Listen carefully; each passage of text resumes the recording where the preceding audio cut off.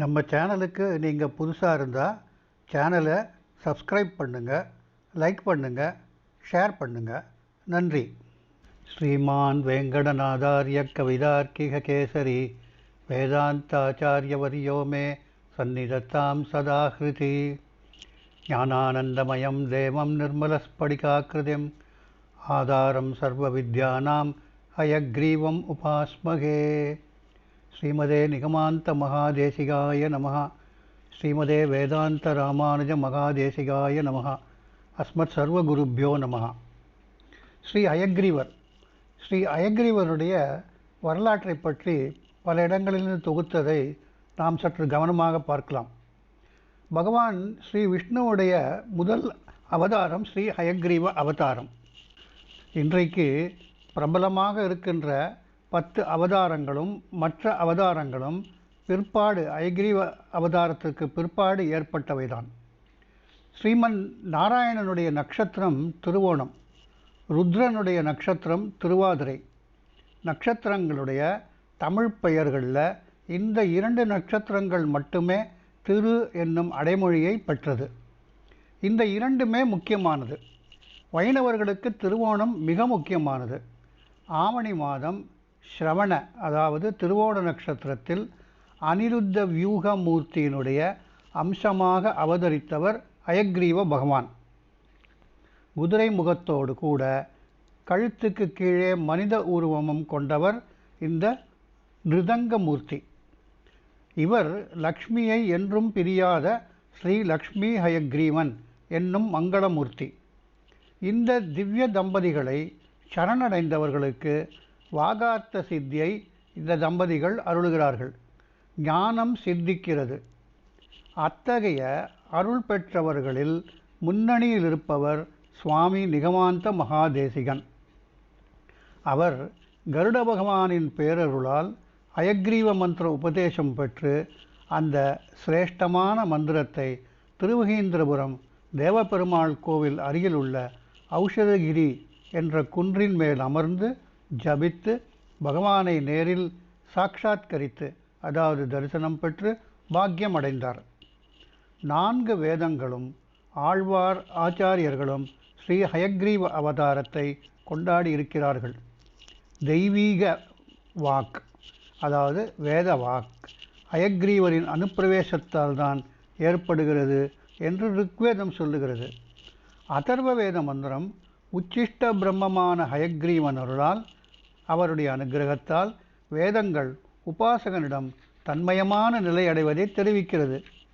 அப்பேற்பட்ட மகிமையுடைய ஹயக்ரீவ பகவான் என்னுடைய ஹிருதயாகாசத்தில் கோயில் கொள்ள வேண்டும் என்று அதர்வ வேத மந்திரம் வேண்டிக் கொள்ளுகிறது. சர்வ வாகீஸ்வரேஸ்வரன், சர்வ வேதமயன், சர்வ மந்திரஸ்வரூபி, உத்கீத பிரணவமூர்த்தி, சின்மயானந்த ஸ்வரூபன், நித்திய நிர்தோஷன், நிர்மலன், வேத வேதாந்த சாஸ்திரார்த்த வியாக்கியான தத்பரன், ஞானானந்தமயன், சர்வ வித்யாதரன் என்றெல்லாம் ஸ்ரீ ஹயக்ரீவருடைய சகசிரநாமம், அஷ்டோத்திரம், உபனிஷத், பஞ்சரம், ஸ்தோத்திரம் இவற்றில் ஸ்ரீ ஹயக்ரீவன் நமஸ்கரிக்கப்படுகிறார். பகவான் தன்னுடைய 4 புனித திருக்கரங்களால் சாதுரக்ஷணம், துஷ்ட நிகிரகம், வித்யா பிரதத்துவம், மோக்ஷ பிரதத்துவம் என்று 4 வகையில் அருள் பாலிக்கிறார். யுகப்பிரளயம் முடிந்தது. அப்பொழுது பிரம்மாவை சிருஷ்டித்து வேதங்களை அவருக்கு உபதேசித்து சிருஷ்டி தொழிலை தொடங்குமாறு ஆணையிடுகிறார் பகவான். அப்போது 2 ஜல பிந்துகள் அதாவது 2 ஜல துளிகள் மது என்றும் கைனன் என்றும் 2 அசுரர்களாக தோன்றி பிரம்மதேவனிடமிருந்து வேதங்களை திருடிக்கொண்டு அதை குதிரை வடிவமாக ஆக்கி குதிரையை பாதாளத்தில் ஒளித்து வைத்தார்கள். வேதங்களை பறிகொடுத்த பிரம்மா வேதங்கள் இல்லாமல் படைப்புத் தொழிலை செய்ய முடியவில்லை. பிரம்மா ஸ்ரீமன் நாராயணனை சரணடைந்தார். பகவான் பரம கிருப்பையோடு கூட வேதங்களை தேடி பாதாளம் சென்று மது கைடவர்களை கொன்று வேதங்களை உச்சி முகர்ந்து புனிதப்படுத்தி மீட்டு வந்து பிரம்மாவிடம் அளித்தார். பிரம்மா படைப்புத் தொழிலை தொடங்கினார். மது கைடவர்களை வதம் செய்த பகவான் மதுசூதனன் என்னும் திருநாமத்தை பெற்றார். சுவாமி நம்மாழ்வார் மதுசூதனன் என்று வணங்கப்படும் ஆதிமூர்த்தியான அயக்ரீவனைத் தவிர வேறு இரட்சகன் எனக்கு இல்லை, மதுசூதனை அன்றி மற்றிலேன் என்று எத்தாலும் கருவமின்னி திருவாய்மொழி 2:7-6 இதில் அருளியிருக்கிறார். இதன் முன்பாசுரத்தில் மதுசூதனுடைய அபய சௌந்தரியத்தை வெகுவாக கொண்டாடுகிறார். விட்டிலங்கு செஞ்சோதி தாமரை பாதம் கைகள் கண்கள், விட்டிலங்கு கருஞ்சுடர் மலையே திருவுடம்பு, விட்டிலங்கு மதியம் சீர் சங்கு சக்கரம் பரிதி, விட்டிலங்கு முடியம்மான் மதுசூதனன் தனக்கே.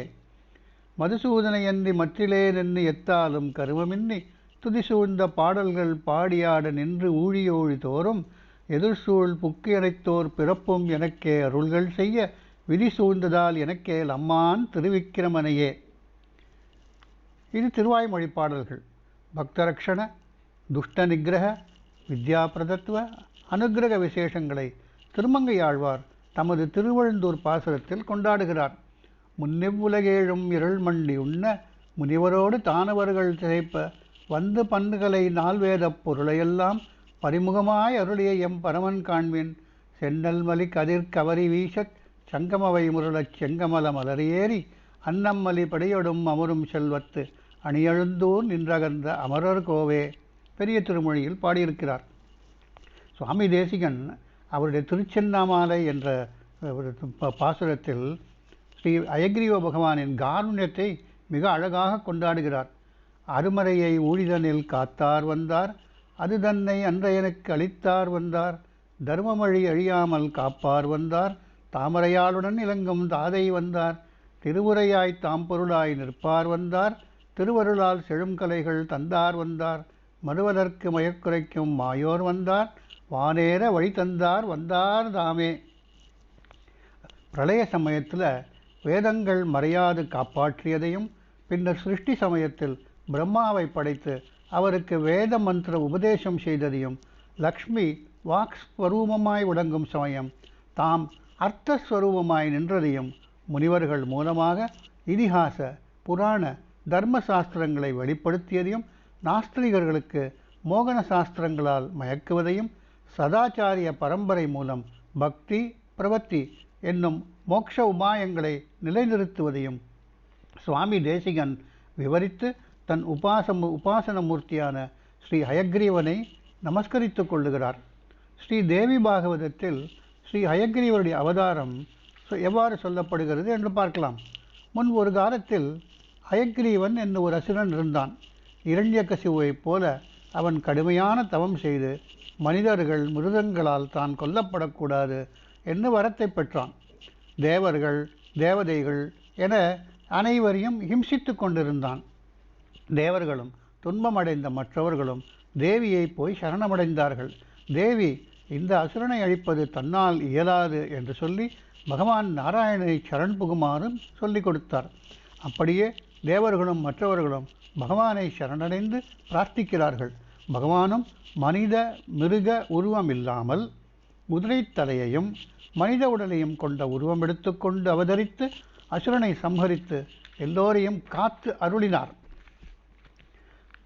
அஸ்வமேத யாகத்துக்கு ஆராத்திய தெய்வம் ஸ்ரீ ஹயக்ரீவர். அரச மரத்தில் பகவான் குதிரை வடிவு கொண்டு மறைந்திருப்பதால் அரச மரத்திற்கு அஸ்வத்த விருட்சம் என்று பெயர் ஏற்பட்டது. ஸ்ரீ வாதிராஜ யதீந்திரர் என்கின்ற மாத்வ ஆச்சாரியருடைய ஆராத்திய தெய்வம் ஸ்ரீ ஹயக்ரீவர். ஆச்சாரியர் தினந்தோறும் கடலைப்பருப்பை வேக வைத்து வெல்லம் தேங்காய் துருவல் நெய் சேர்த்து பகவானுக்கு அமுது கண்டருள செய்வது வழக்கம். இந்த நிவேதனத்தை ஸ்ரீ வாதிராஜ தீர்த்தர் ஒரு தட்டில் வைத்து தனது தலைமேல் வைத்து கொள்வாராம். பகவான் ஹயக்ரீவர் குதிரை வடிவமாக பின்புறம் வந்து தன் முன் 2 கால்களையும் தீர்த்தரின் தோளில் மேல் வைத்து கொண்டு நைவேத்தியத்தை ஸ்வீகரித்து கொள்வாராம். பிறகு தட்டில் மிகுதியாக இருக்கும் பிரசாதத்தை தீர்த்தர் எடுத்துக்கொள்வார். உடுப்பி மடத்தில் இன்றும் இந்த பிரசாதம் நைவேத்தியம் செய்யப்படுகிறது. குதிரை முகம் என்று அறியப்படும் பகவான் ரிக்யஜுர்வேத மந்திரங்களால் பல இடங்களில் போற்றப்படுபவன். அவன் வெள்ளை வெளியேர் என்றிருக்கும் வெள்ளை பரிமுகன். வெள்ளை பரிமுகர் தேசிகராய் அடியோம் உள்ளத்தெழியது ஓலையிலிட்டனம் என்கிறார் சுவாமி தேசிகன். பகவான் ஸ்ரீமன் நாராயணன் ஆத்மாவாக இருக்கிறான், எஜமானனாக இருக்கிறான், ரட்சிப்பவனாக இருக்கிறான், நியமிப்பவனாக இருக்கிறான், அனுபவிப்பவனாக இருக்கிறான், சேஷியாக இருக்கிறான். அவன் பரமாத்மா. எல்லா ஜீவாத்மாக்களும் அவனுடைய சரீரம். சகலத்தையும் படைத்து காத்து யுக முடிவில் க்ஷணப்பொழுதில் அழிக்கிறான். அவனுக்கு இணை யாரும் கிடையாது. அவனை விட உயர்ந்தவர் யாரும் கிடையாது. எல்லோருக்கும் எல்லாவற்றிற்கும் காரணன் அவனே. ஞானத்தாலேயே எல்லாவற்றையும் உணருமாற்றல் உடையவன். அண்டசராசரங்கள், எண்ண இயலாத உயிர்கள், சேத்தனங்கள், அச்சேதனங்கள் அனைத்தையும் தாங்கும் பலம் உள்ளவன். சங்கல்பித்த காரியத்தை செவ்வனே நடத்தி முடிக்கும் வீரியமுடையவன். அண்ட சராச்சரம் அனைத்திலும் எல்லாவற்றிலும் உள்ளே புகுந்து ஊடுருவி அவைகளை இயக்கும் சக்தியாக இருப்பவன். தேவர்கள் உள்ளிட்ட எவருக்குமே கிட்ட ஒண்ணாத அபரிமிதமான தேஜஸை உடையவன். அழைத்த குரலுக்கு யாராக இருப்பினும் ஓடோடி வந்து ரட்சிப்பவன். திவ்ய ஆயுதங்கள், திவ்ய ஆபரணங்களுடன் பட்டு பீதாம்பரதாரியாக காட்சியளிக்கும் கண்ணன். மகாலட்சுமி வாசம் செய்யும் திருமார்பினை உடையவன். கங்கை பெருக்கெடுத்து ஓடி வரும் திருவடிகளை உடையவன். மருத்துவச் செடி கொடிகளை கொண்ட ஔஷதகிரியில் எழுந்தருளியிருப்பவன். இப்படிப்பட்ட பகவானுடைய முதல் அவதாரம் ஸ்ரீ ஹயக்ரீவ அவதாரம். நமது யமபயத்தை போக்கும் மூர்த்திகள் இருவர். ஒருவர் ரங்கராஜா ஸ்ரீ விஷ்ணு, மற்றொருவர் ஸ்ரீ நடராஜர் ருத்ரன். ஸ்ரீமத் பாகவதம் 11ஆம் ஸ்கந்தம் 4வது அத்தியாயம் 17வது ஸ்லோகத்தில் எம்பெருமான் மது என்ற அசுரன் அபகரித்த வேதங்களை மீட்டு பிரம்மாவிடம் கொடுத்த பின் அந்த அசுரனையும் சம்ஹாரம் செய்ததாக சொல்லப்பட்டுள்ளது.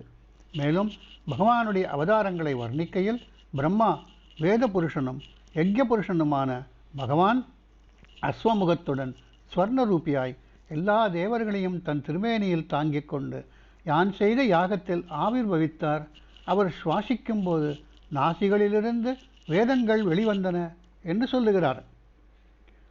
ஹயக்ரீவ அவதாரம் மகாபாரதம் சாந்தி பர்வம் 357ஆம் சர்க்கத்தில் ஹயசிரோபாக்கியானம் என்னும் தலைப்பில் விரிவாக கூறப்பட்டுள்ளது.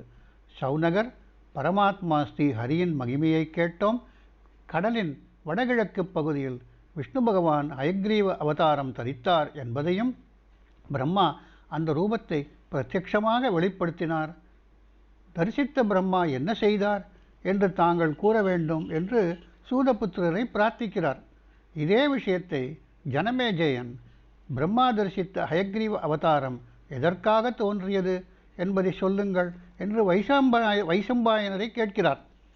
அதற்கு வைசம்பாயனர் தெரிவிக்கிறார், இவ்வுலகங்களில் உள்ள பஞ்சபூதங்களோடு இணைந்த பிராணிகள் அனைத்தும் ஈஸ்வர சங்கல்பத்தால் தோன்றியவை. விராட் ஸ்வரூபமான நாராயண ஸ்வரூபம் இவ்வுலகில் ஈஸ்வரனும் சிருஷ்டிகர்த்தாவும் ஆவார். அவரே எல்லா ஜீவன்களின் அந்தராத்மா. பஞ்சபூதங்களின் ஆத்தியந்திக பிரளயத்தை சொல்லுகின்றேன். பிரளய காலத்தில் இந்த பூமி ஏகார்ணவ நீரில் மனத்திலும், மனம் மகத் தத்துவத்திலும், மகத்தத்துவம் அவ்யக்த பிரகிருதியிலும், பிரகிருதி புருஷனிலும், புருஷன் சர்வவியாபியான பரமாத்மாவிலும் லயமடைந்தன. அச்சமயம் இருள் மட்டுமே பரவியிருந்தது. எங்கும் வியாபித்த ஸ்ரீஹரி யோக நித்ரையில் நீரில் சயனித்திருந்தார். அவர் சங்கல்பத்தினாலேயே சிருஷ்டி விஷயத்தில் அகங்காரம் தோன்றியது. அந்த அகங்காரமே 4 முகம் உள்ள பிரம்மா. பிரம்மா சத்வகுணத்தில் நிலைத்து பிராணிகளை சிருஷ்டிப்பதில் ஈடுபட்டார். பிரம்மா தாமரையின் மீது அமர்ந்திருந்தார். தாமரை இலையில் 2 நீர்த்துளிகள் இருந்தன. அவை ரஜோ தமோ குணத்தின் அடையாளமாகும். முதலும் முடிவும் அற்ற பகவான் அச்சுதன் அவ்விரு துளிகளையும் பார்த்தார். பகவானுடைய பார்வை பட்டதுமே அவற்றின் தூண்டுதலால் மதுவின் வண்ணத்தில், அதாவது தேனுடைய நிறத்தில் தமோமயமான மது என்னும் அரக்கனின் உருவமாக மாறியது. நீரின் மற்றுமொரு துளி ரஜோகுணத்தோனான கைடவன் என்னும் அரக்கனின் உருவில் தோன்றியது. பலசாலிகளான அந்த அரக்கர்கள் இருவரும் கையில் கதையை எடுத்துக்கொண்டு தாமரை தண்டை பின்பற்றி மேலே சென்று அங்கிருந்த பிரம்மாவையும் அவர் அருகில் அழகிய உருவம் தரித்திருந்த 4 வேதங்களையும் பார்த்தார்கள். உடனே அவ்வேதங்களை அபகரித்து கொண்டு வடகிழக்கில் உள்ள பெரும் கடலில் நுழைந்து ரசாதலத்தை அடைந்தார்கள். வேதங்களை இழந்தார் பிரம்மா பெரும் துயரமடைந்தார். தன் மனதிற்குள் வேதமே என் கண்கள், என்னுடைய பலம், இன்று முடியாத துன்பமடைந்த என்னை யார் உத்தாரம் செய்வார்கள் என்று எண்ணினார். அவ்வாறு எண்ணின பிரம்மாவிற்கு ஸ்ரீஹரியை துதிக்கும் எண்ணம் உண்டாயிற்று. தனது கைகளை குவித்து கொண்டு உத்தமமானதும் ஜபிக்கத் தகுந்த ஸ்தோத்திரத்தால் அவர் ஸ்ரீஹரியை துதித்தார். பிரபோ, எனக்கு உறக்கத்தை விடுத்து, அதாவது பிரபு இருக்கும் யோக நித்திரையிலிருந்து வெளிப்பட்டு என் கண்களை திருப்பிக் கொடுங்கள். அதாவது வேதங்களே என் கண்கள், அந்த வேதங்களை எனக்கு திருப்பிக் கொடுங்கள். ஏனெனில் நான் தங்களுடைய அன்பு பக்தன், தாங்கள் எனக்கு விருப்பமான சுவாமி என்று பிரம்மா துதித்தார். அவர் துதித்தும் எல்லா பக்கமும் முகம் உடையவரும் எல்லோருடைய அந்தர்யாமி ஆத்மாவுமான பகவான் அந்த கணமே நித்ரியை விட்டு வேதங்களை காப்பதற்கு தயாரானார். பகவான் தன்னுடைய ஐஸ்வர்ய யோகத்தால் குதிரையை போன்ற கழுத்தும் வாயும் தரித்த அழகான மூக்குடைய சந்திரனுக்கு ஒப்பான ஒளிமிக்க சரீரத்தில் தோன்றினார். அவருடைய அந்த தூய முகம் வேதங்களின் ஆலயமாகும். நட்சத்திரங்கள் உள்ள சொர்க்கலோகம் அவருடைய தலையாகும். சூரிய கிரணங்களைப் போன்ற பளபளக்கும் பெரிய தலைமுடி இருந்தது. ஆகாயமும் பாதாளமும் அவரது காதுகள். எல்லா பூதங்களையும் தரிக்கும் பூமி நெற்றியானது. 2 கடல்களும் அவருடைய 2 புருவங்களாயின. சந்திர சூரியர்கள் கண்களாகவும் மூக்கு மாலை நேரமாகவும் இருந்தது. ஓம்காரம் ஆபரணமாகவும் மின்னல் நாக்காகவும் அமைந்தது. சோமபானம் செய்த பித்ருக்கள் அவருடைய பற்களாக சொல்லப்பட்டனர். பூலோகமும் பிரம்மலோகமும் அவருடைய அதரங்களாயின. தமோமயமான ராத்திரி, கழுத்து, இவ்வாறு பலமூர்த்திகளால் மறைக்கப்பட்ட ஹயக்ரீவ உருவம் தரித்த அந்த ஜெகதீஸ்வரனான ஸ்ரீஹரி அங்கிருந்து மறைந்தார். ரசாதலத்திற்கு சென்று பிரவேசித்த சிக்ஷையின் நியமத்திற்கு ஏற்ப உதாத்தம் முதலிய ஸ்வரங்களுடைய சாமவேதத்தை கானம் செய்யலானார். இனிமையான சாமகான துவனி ரசாதலத்தில் எல்லா பிராணிகளுக்கும் நன்மை அளிப்பதாக எல்லா பக்கமும் பரவித்து. அதை கேட்ட அசுரர்கள் 2 பேரும் வேதங்களை காலபாசத்தால் கட்டி ரசாதலத்தில் வீசினார்கள். கானம் வந்த இடம் நோக்கி ஓடினர். இதனிடையே அயக்ரீவ ரூபம் தரித்த ஸ்ரீஹரி ரசாதலத்தில் கிடந்த வேதங்கள் அனைத்தையும் எடுத்து பிரம்மாவிடம் அளித்து பிறகு தன் முதல் உருவத்திற்கு வந்துவிட்டார். மறுபடி தன் பழைய உருவத்தை தரித்து கொண்ட பகவான் வடகிழக்கு பகுதியில் வேதங்களுக்கு ஆசிரியமான ஹயக்ரீவ ரூபத்தை ஸ்தாபித்து தன் பழைய உருவத்தை தரித்து கொண்டார். அப்போதிலிருந்து ஹயக்ரீவ பகவான் அங்கேயே வசிக்கலானார். வேதத்வனி வந்த இடமடைந்த மது கைடவர்கள் அங்கு எதுவும் காணாமல் வேகமாக வேதங்களை வீசி எறிந்த இடத்திற்கு வந்து பார்த்த பொழுது அந்த இடம் சூரியமாக காணப்பட்டது. பலவான்களான அவர்கள் ரசாதலத்திலிருந்து மேலே எழும்பிய போது அங்கே கௌரவண்ணத்தில் வெண்மையான கிரணங்களோடு அனிருத்த திருமேனியில் யோக நித்ரையில் உறங்கிக் கொண்டிருந்த அளவற்ற பராக்கிரமியான பகவான் புருஷோத்தமன் காணப்பட்டார். நீருக்கு மேல் தீயால் மறைக்கப்பட்ட பகவானின் திருமேனிக்கு ஏற்றவாறு இருந்த சேஷனாக படுக்கையில் தூய சத்துவகுணம் உடையவரும் மனம் கவரும் ஒளிமிக்கவருமான நாராயணன் உறங்கிக் கொண்டிருப்பதைக் கண்டு தமோ ரஜோகுணத்தால் ஆவேசிக்கப்பட்ட அரக்கர்கள் இருவரும் பெரிதாக சிரித்து, வெண்மை நிறமான இவன் ஆழ்ந்து உறங்கிக் கொண்டிருக்கின்றான், இவன் யாருடைய மகன், ஏன் பாம்பு படுக்கையில் உறங்குகின்றான் என்று தமக்குள் பேசிக்கொண்டார்கள். அப்பொழுது ரசாதலத்திலிருந்து வேதங்களை அபகரித்தவன் என்பதாக பகவானை எழுப்பி போருக்கு அழைத்தனர். போர் செய்ய தீர்மானித்த பகவான் அவர்களை வதம் செய்து பிரம்மாவின் துயரத்தை விலக்கினார். ஸ்ரீ ஹயக்ரீவ பகவானை துதிப்பதற்கு பிரதானமாக ஸ்ரீ சுவாமி நிகமாந்த தேசிகன் அருளி செய்த ஹயக்ரீவ ஸ்தோத்திரம் ஞானானந்தமயம் தேவம் நிர்மலஸ்படிகாக்கிருதிம் ஆதாரம் சர்வ வித்யானாம் ஹயக்ரீவம் உபாஸ்மகே என்று துவங்கும் ஹயக்ரீவ ஸ்தோத்திரம் பிரதானமாக சொல்லப்படுகிறது. அதைத் தவிர கருட புராணத்தில் உள்ள ஸ்ரீ ஹயக்ரீவ ஸ்தோத்திரம், கருட புராணத்தில் உள்ள ஸ்ரீ ஹயக்ரீவ ஸ்துதி, ஸ்ரீ ஹயக்ரீவ அஷ்டகம், ஸ்ரீ சம்பதா ஸ்தோத்திரம், ஸ்ரீ ஹயக்ரீவ சிந்தாமணி ஸ்தோத்திரம், ஸ்ரீ லக்ஷ்மி ஹயக்ரீவ தியானம், ஸ்ரீ லக்ஷ்மி ஹயவதன சுப்பிரபாதம், ஸ்ரீ ஹயக்ரீவ அபிகமனம், ஸ்ரீ லக்ஷ்மி ஹயவதன பிரபத்தி, ஸ்ரீ லக்ஷ்மி ஹயக்ரீவ மங்களம், ஸ்ரீ ஹயக்ரீவ கவச்சம் 1, ஸ்ரீ ஹயக்ரீவ கவச்சம் 2, ஸ்ரீ ஹயக்ரீவ பஞ்சரம் 1, ஸ்ரீ ஹயக்ரீவ பஞ்சரம் 2, ஸ்ரீ ஹயக்ரீவோபனிஷத், ஸ்ரீ ஹயக்ரீவ அஷ்டோத்திர சதநாம ஸ்தோத்திரம், ஸ்ரீ ஹயக்ரீவ அஷ்டோத்திர சதநாமாவளி, ஸ்ரீ ஹயக்ரீவ சகசிரநாம ஸ்தோத்திரம், ஸ்ரீ ஹயக்ரீவ சகசிரநாமாவளி. அஷ்டோத்திர சதநாம ஸ்தோத்திரம் அதை நாமாவளியாக சொல்லும் பொழுது அது ஹயக்ரீவ அஷ்டோத்திர சதநாமாவளியாகிறது. அதே போன்று சகசிரநாம ஸ்தோத்திரம் நாமாவளியாக பயன்படுத்தும் பொழுது ஸ்ரீ ஹயக்ரீவ சகசிர நாமாவளியாக ஆகிவிடுகிறது. இவை அனைத்தும் ஒரு தொகுப்பாக ஸ்ரீ ஹயக்ரீவர் என்று ஒரு புத்தகமாகவே சென்னை ஸ்ரீ ராமநாமா வங்கியால் வெளியிடப்பட்டுள்ளது. ஞானானந்தமயம் தேவம் நிர்மலஸ்படிகாக்கிருதிம் ஆதாரம் சர்வ வித்யானாம் ஸ்ரீ ஹயக்ரீவம் உபாஸ்மகே.